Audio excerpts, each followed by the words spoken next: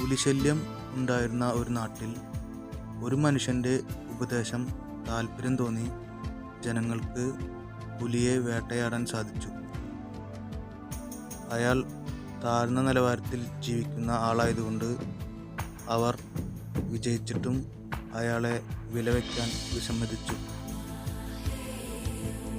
കുറച്ച് ദിവസങ്ങൾക്ക് ശേഷം അവിടേക്ക് ഒരു കടുവ വന്ന് ജനങ്ങളെ നടന്നു കൊല്ലാൻ തുടങ്ങി. ആ കടുവ അയാളെ കണ്ടപ്പോൾ വിപരീതമായി ഓടിപ്പോകുകയാണ് ഉണ്ടായത്.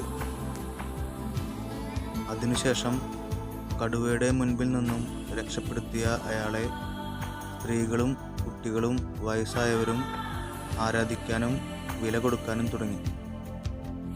ജീവജാലങ്ങൾ കൃത്യമായി ഒളിച്ചിരിക്കാൻ പഠിക്കുന്നത് കലിയുഗത്തിലാണ്.